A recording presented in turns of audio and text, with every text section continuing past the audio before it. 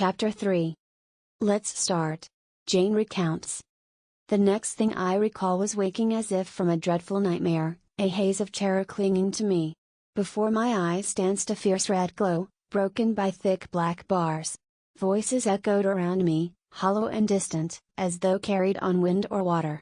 Everything in me, mind, body, soul, was unsettled, confused, terrified. Gradually, I became aware of hands, gentle hands, lifting me, cradling me with a tenderness I had never known before. My head rested softly against an arm or a pillow, and for a moment, I felt safe. Within minutes, the fog in my mind cleared. I recognized my own bed. That red glare? Merely the nursery fire.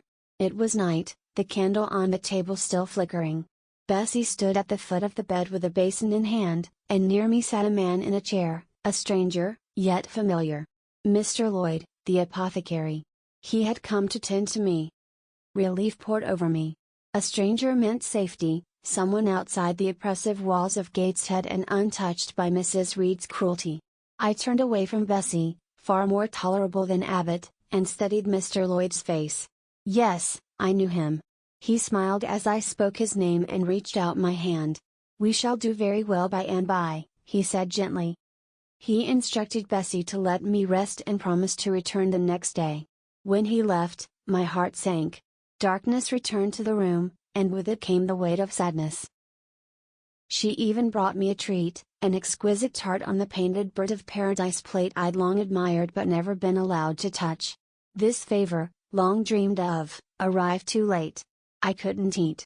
Even the once vivid bird and flowers on the plate seemed dull. I returned both tart and plate, untouched. Bessie asked if I wanted a book. The word stirred me. I asked for Gulliver's Travels, which I had loved. But even its wonders failed to charm me now. The giants and Lilliputians were no longer fascinating, they were grotesque, cruel. I shut the book and turned away. As Bessie worked on Georgiana's doll bonnet, she sang. Her voice, once sweet and delightful to me, now carried an eerie sadness.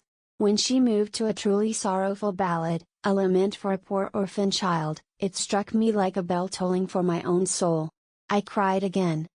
"Come, Miss Jane, don't cry," Bessie said. But her words were as helpless as telling fire not to burn. Later that morning, Mr. Lloyd returned. "Well, already up? How is she?" he asked Bessie. "She's doing well," she replied. He looked at me. "You've been crying. What for? Are you in pain?" "No, sir." That same night, I learned my parents' story. My father, a poor clergyman, my mother, disinherited for marrying him, both dead of typhus within a month of each other. Bessie pitied me. But Abbott said, "One cannot care for a little toad like that." Georgiana, beautiful Georgiana, was more deserving of sympathy. They went downstairs for their supper. I was left behind. If you liked this video, don't forget to like, share and subscribe.